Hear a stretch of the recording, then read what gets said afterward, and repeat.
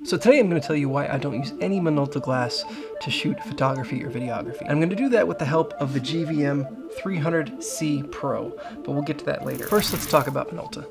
Now, don't get me wrong, I'm a big fan of Minolta Glass. My first film camera was the X700, and I had the 55mm 1.7 lens on that. A good buddy of mine picked it up from a thrift store for 15 bucks and gave it to me, and I have been shooting film ever since. The 55mm 1.7 lens I had on there gave me almost a Helios type look that I was just really drawn to, and I've always been a fan of Minolta Glass since then. Not to mention the oddly wide variety of lenses they have around that 50mm focal length. There is the 58mm 1.4, which I have. There's the 55 1.7.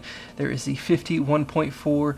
There is a 50 f2. There's also a 45mm f2 as well. I even briefly looked at Rehouse Cinema Minolta lenses, but quickly abandoned that when I saw the price tag attached to it. So you're probably wondering, if I'm such a big fan of Minolta lenses, why have I decided to just not use them at all for anything current? So let's get into that then. I primarily shoot Fuji. I'm in the Fuji ecosystem. I do all of my personal life documentation with that, and then I use it for a lot of smaller projects as well, primarily the X-H2S currently. Now, I love the Fuji system, and it goes very well into my workflow with shooting a lot of film photography. It just makes sense, it clicks, and it's very easy and comfortable to adapt lenses to that system. It just lends itself very well, and I can test these lenses and just see how they work, see their flaring, their sharpness, and any characteristics that I may or may not like when I start to use them on set. And using it on Fuji is just an easy way for me to make those calls and see those differences that are gonna make or break it for a bigger project right away. Yeah, it just makes sense as a film shooter to shoot with the Fuji ecosystem. But the downsides of shooting with Fuji is, of course, that it's an APS-C sensor,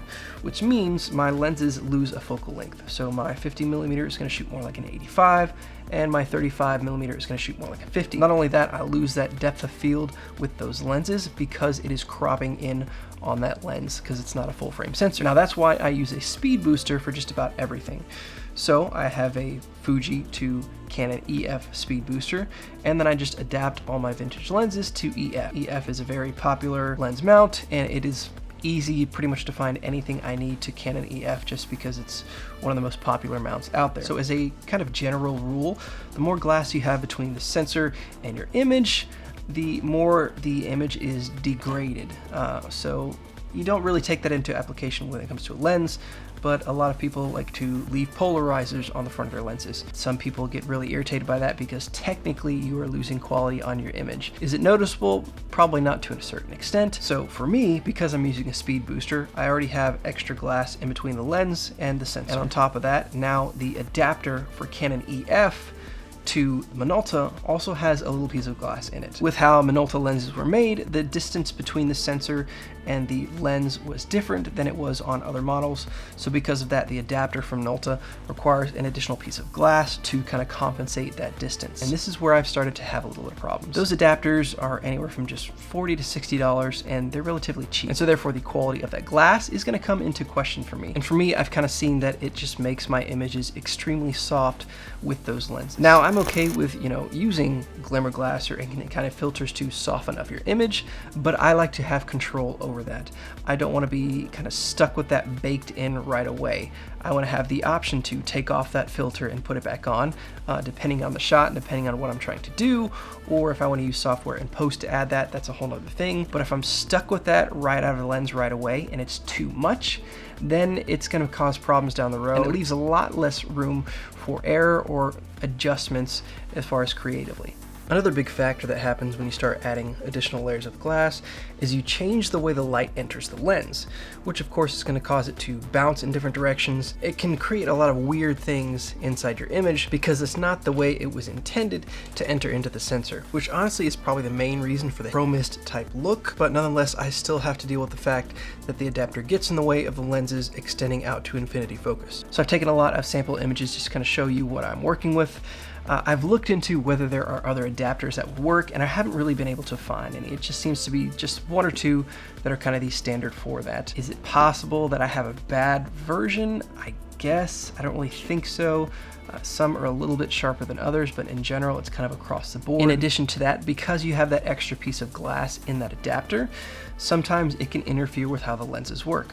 So for example, I have a Minolta 28mm 3.5 lens here, and I can't focus it to infinity.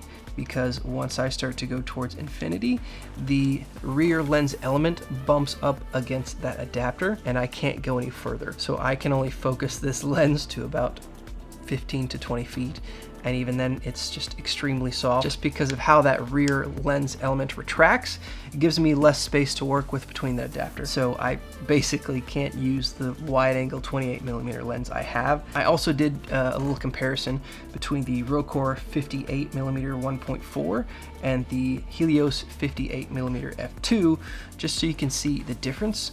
You'll notice that, of course, the focal distance is a little bit off between the two. I think this comes into play with that extra piece of glass. So I think the Helios is probably about what it's supposed to be at a 58.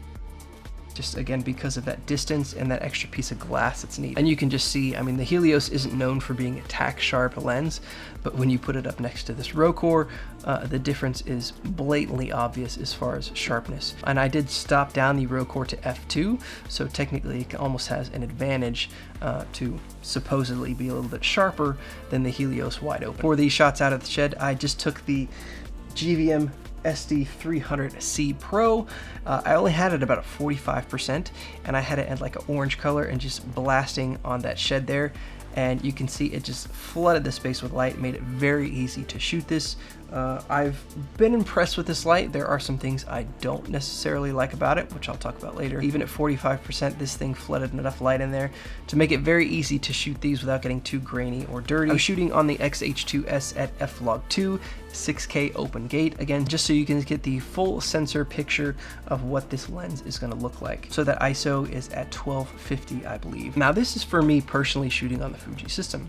I have lent some of these lenses out to some friends with Sony's, and the adapter for Minolta to Sony is just a dummy adapter. And in the Sony world, Minolta is actually a very popular lens to use, at least from what I remember in the past. The images that they have gotten with those lenses has been great, and I'm just going to say that that's because of the adapter and has nothing to do with my personal experience or the difference in cameras. Or somebody's gonna be like, oh, it's because it was shot on Sony. So that's why, as big as a fan I am of the Minolta lineup of lenses, I just can't bring myself to use them for anything current, just because with how much it affects the image quality and the different issues I have, it just doesn't make sense. Now granted, if I switched systems or if I was using Sony for a project or anything else, then maybe I could experiment a little bit and try that. But again, I don't like to do those things until I'm comfortable with the lenses and know what they're capable of. So I would have to rent something or figure all that out before a project happens. I may do a deeper dive into adapters. Maybe I'll just buy a different brand and see if there's any kind of quality difference there. But then it goes back to, again, am I going to have the distance issue with my wider lenses that I do with the current adapter that I have? The GVM SD300 Pro has actually been a great light. More of a budget option compared to like your aperture. It's more similar, I guess, to a Godox. Now, there are a lot of great things about this light. This is their Pro lineup. I'm thoroughly impressed for GVM. I've used some of their panel lights and things before, and they've been fine. This is different. This seems to be kind of a step up. Now, there are some things I really don't like about this light, and there's some things that I think are great. It's 5-pin DMX capable. It has different dimming ranges, so you can program in how fast you want the brightness to ramp up.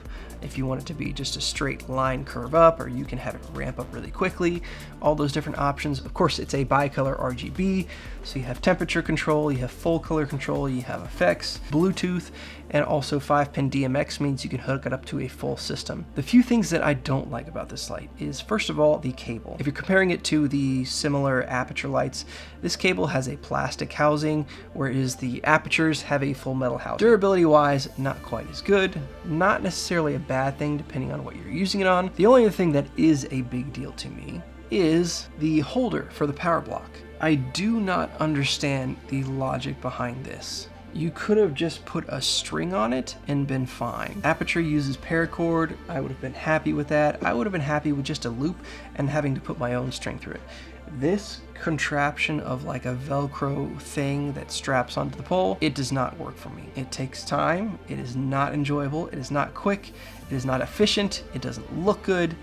It slides out. I think that was a very poor decision to save a couple of dollars. Honestly, just throw a string on it and I'll be fine, and I'll hook it on one of the knobs on a light stand. I don't want that thing dragging across the floor because this Velcro thing doesn't work. So I'm gonna have to figure out some sort of alternative solution to that, because that just isn't cutting it.